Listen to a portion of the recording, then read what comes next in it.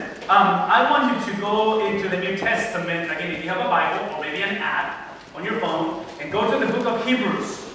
And this is why we are launching into the book of Hebrews this morning. Multiple reasons, but this is why we're doing this.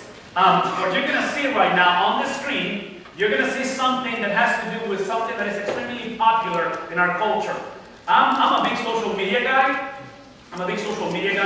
but it's been recent. It took me a while to get into Instagram, but I finally did it. So I'm on Instagram, but I've been on Twitter for years now, and Facebook, particularly Twitter, because I'm a Twitter guy. I'm more Twitter than Facebook. But Instagram taught me that people love to do this.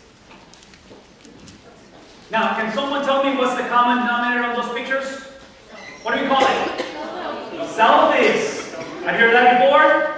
Selfies? Okay, I'm not going to go into the theological implication of that word. All I want to convey to you is that the book of Hebrews, this is why I believe we're going to spend some time in here. I believe the book of Hebrews is the selfie of God.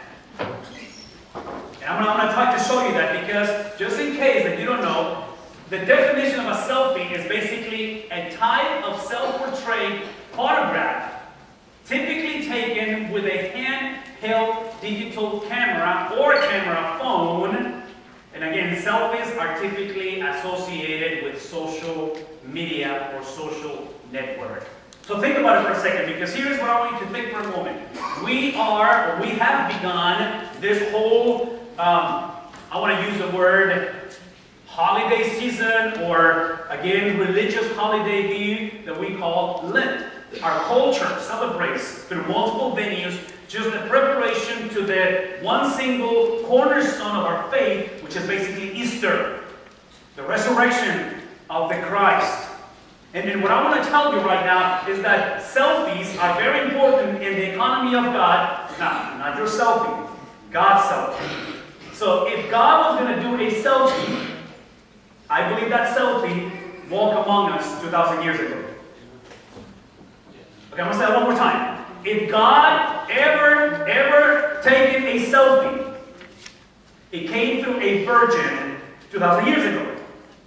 Walked among us, and on the third day, he rose again. Now, why are selfies important, again, in the mind and the economy of God? And this is why I think they are important. What I want to think for a second, because Hebrews is the book that we're going to study this for the next few weeks, I want to think for a second. This picture, even though it's kind of at a distance and you cannot see that very clearly, but one of the common denominators about this picture, which was taken Sunday around 3:30, 4 o'clock, is that every one of the individuals on that picture on that Sunday a week ago, they were wearing a jacket. Because that Sunday, parenthesis, Valley standards, it was cold. I'll make sure that we communicate that clearly, because we have Germans and non-Germans and those who want to be Germans, all those people here. So I just want to make sure that we understand this. That Sunday was rainy, that Sunday was cold. So here you have a bunch of kids walking into the deal, which, to my surprise, they showed up. And I'm thinking to myself, cloudy days, people don't show up to church. But anyways, that's a different deal. Right now, I think about that first meeting that we had. And here's my point. When you celebrate the season of Lent, the season of Easter, I want you to understand this. The season of Easter, as we move towards this, as we celebrated this entire week of investment, folks traveling, people giving up their time in finances, people giving up their resources and sacrificing family time. I applaud the students because they gave us their spring break. Think about it. So the common denominator was a lot of sacrifices. Listen to me for a second. Easter is about the selfie that God took about himself or of himself. But I want you to hear this. That event of the resurrection of Jesus Christ is something similar to this that is simply the beginning, because a week ago, listen to me, a week ago, nobody knew that Spain was going to be the conqueror at the end. Are you following me on this? Nobody knew. Now, if you knew, you're a freak. You can foretell the future. But nobody knew. So I just want you to portray this because, again, 2,000 years ago, please listen for a second. 2,000 years ago was not the goal for Jesus to be resurrected. That was simply the beginning of the journey. In other words, you get the resurrection of Jesus out of the picture and there is no soccer camp. It's like taking the Germans out of the picture. If the Germans don't show up this week, guess what? Now we can still spend the week together. And we'll have some fun and eat a lot. But there will be no soccer camp. Are you following this? Like what really made this happen is to have 17 individuals come with their expertise and their passion for God to serve our community. So in that regard, I want you to just picture for a moment, because many of us, we make the mistake, please listen, make the mistake that we look at Easter as the goal. See, the goal is for you to understand that Easter is just the beginning. The goal is for you and I to become the selfie of God. For you and I to imitate and to become like the one who resurrected. Now, again, I just gotta bring this up before you. The book of Hebrews is the one book that is going to help us, and we're going to do that today. Is going to help us to see that Hebrews is some sort of a contrast between everything that the Apostle Paul teaches in a sense of justification by faith. Hebrews almost sounds like it's by works. Hebrews almost presents a message that literally almost sounds contradictory, which I don't think it is contradictory. I'm going to show it to you in the next weeks if you come back and join us. But here's what I want you to just, again, think for a second. We are a generation, I think none of us will oppose the pictures, either one of the pictures, and they have their place in this week. Beautiful thing. You know, when we first came, it was exciting to see them, and then they came back on Monday, and then they returned on Tuesday, and then by Wednesday, the excitement is growing because, see, one thing that you notice in this picture, there's no jerseys. Once they got their jerseys, right, the theme, now when they joined the team, now the competition began. So every single day, you can see those eyes just locked in and ready to go to war because of the competition. So it was a lot of fun, but at the end, there is nothing as sweet or sweeter than victory. And this group of individuals took it home. Took it home. So think for a second. In my understanding of the scriptures, I believe for us, this picture represents not simply heaven. It represents heaven on earth. And we call that Christ-likeness. So if you are in this place and you know that you are going to heaven, that's a huge win. But I'm just going to challenge you this morning. Are you willing to bring heaven to earth? Are you willing to walk in a manner that glorifies Jesus? Are you willing to do life in a way that instead of people waiting to die to see heaven, they can look at you, look at me, look at your marriage, look at your relationship, look at your time management, your finances, the way you treat your neighbor and say, see, this is heaven on earth. This is pleasant. I love to speak to him. I love to spend time with him. Or maybe it's the other way around. Maybe they know that you are a Christian, but it has nothing to do with your faith, your understanding of the Bible. So again, I am very adamant on these things because as a culture, think for a second. As a culture, I work in higher education. And in higher education, people get excited because they're registered for college. And I'm not for college. But unfortunately, especially in this side of the valley or this side of the world, this side of the country, only 23 to 24% of people graduate from college. It seems to me that when it comes to education, people focus on this one. Very few get to this place. Right? A lot of people love the wedding. They don't build the marriage.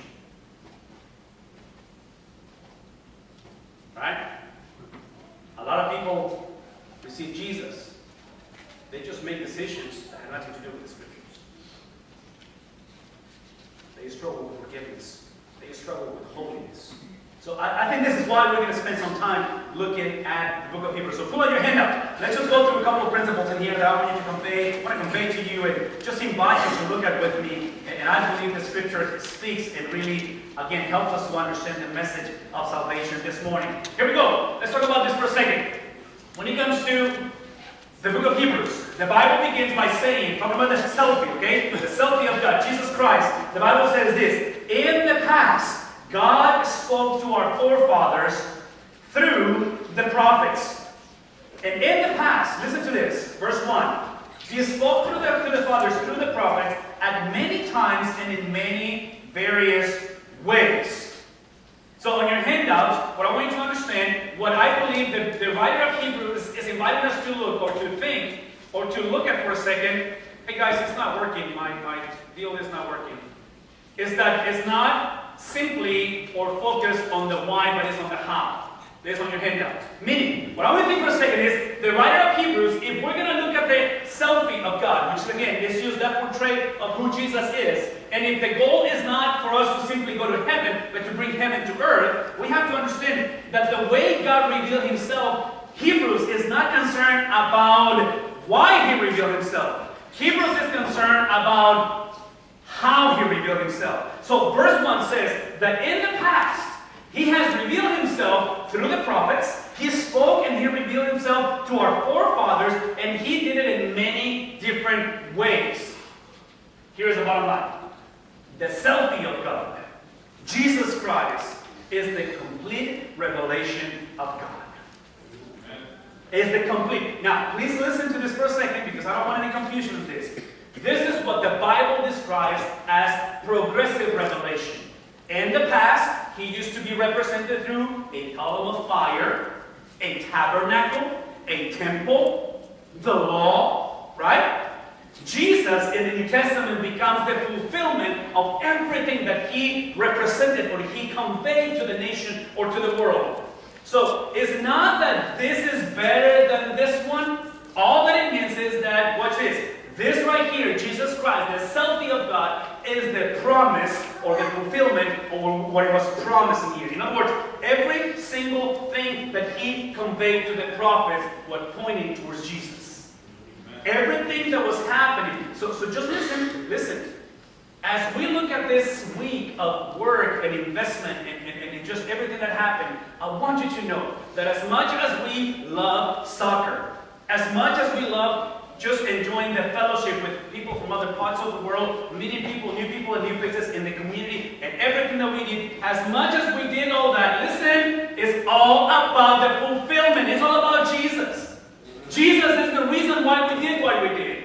Jesus is the focus of everything that we do, everything that we breathe, everything that we feel, everything that we understand, because we understand that Jesus is the selfie of God. That Jesus is the manifestation. See, Hebrews is basically telling us that in the past, God has spoken, and there's plenty of evidences how God has revealed himself. But now, listen to this. This is where it gets really interesting, and this is where I love the scriptures. Now the Bible, on verse 2 says, in these last days, in these last days, in these last days. Some of you remember this, some of you are visiting, maybe it's for the first time that you're listening to this. In the Hebrew mind, which is the people who wrote this book, and is the people that received this book for the first time. So Hebrews wrote it, Hebrew people or Jewish people who wrote to Jewish people, and they wrote it with a specific purpose. They perceived life with two eras. And they understood from the Old Testament that life was conveyed in two different eras, or two different seasons, or two different times. The one first season is the season of evil and darkness.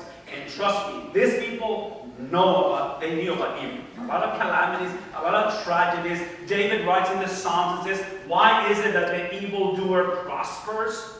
How come the righteous suffer? And questions like that. So the Bible is filled with that. But then they also understood that when Messiah, King Messiah, and again, in the mind of the Hebrews, Messiah doesn't necessarily mean Jesus for them all the time. In their minds, Messiah can potentially be a prophet, can potentially be a king, can potentially be a priest. This is why Hebrews is going to introduce the selfie of God through Jesus as all three.